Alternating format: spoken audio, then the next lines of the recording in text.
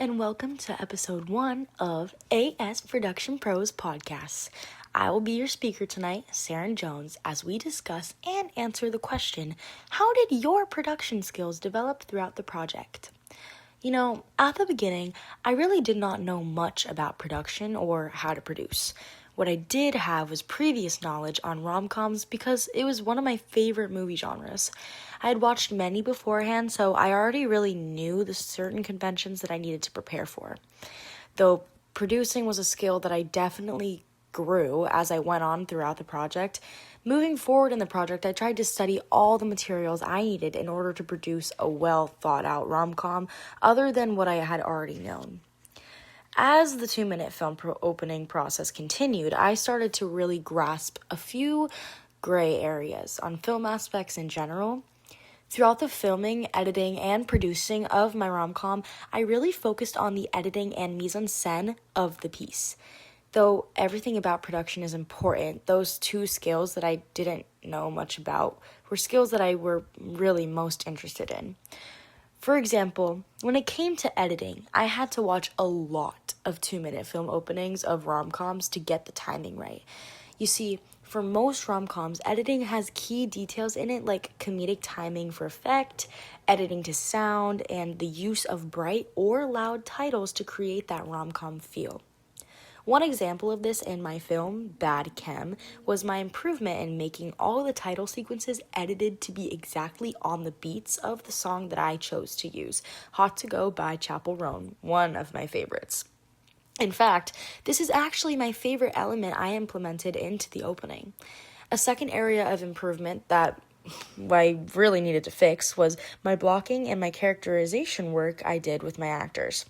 What I've learned from rom-coms is that it's very important that in whatever theme you chose to follow through with, your actors know what exactly they're needed to do so that the film isn't seen as more rom than com or more com than rom, if you catch my drift.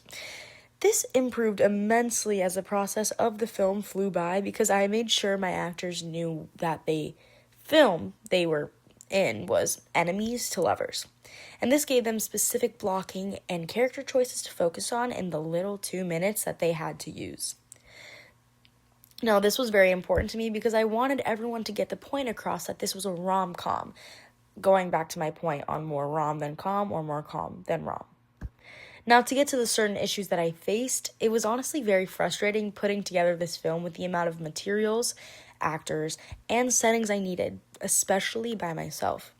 In terms of finding actors, it was quite difficult because most of my friends are very busy all of the time, so it was really hard at first. Luckily, I do participate in musical theater at my school, which opens up endless opportunities to use some theater kids willing to participate. I was able to put together a small group of 4 people who, fortunately for me, fit the exact demographic of characters that I needed. One challenge, though, was finding time to actually film all together. Each of my actors were significantly different when it came to plans. Church, singing, band practices, dance class, basketball, football, the conflicts were endless, but I managed to get all the filming done at a day at school when we were all free. I sorted out this problem by working during my lunch period with 2 actors, working during my study hall with the other 2 actors, and then working after school for about 30 minutes for a few closing shots of all the actors all together. To wrap up, if I were to produce again, I would definitely plan more accordingly and accurately next time. It is extremely challenging putting something together that you really know nothing about, especially when you are under time constraints and need to save time to plan, film, and edit. I definitely think that next time I will create a fully detailed schedule in order to set the film on a good track and to ensure that there are no issues or conflicts when it comes to filming. I would also create multiple planning and schedule sheets so that there's no element left behind.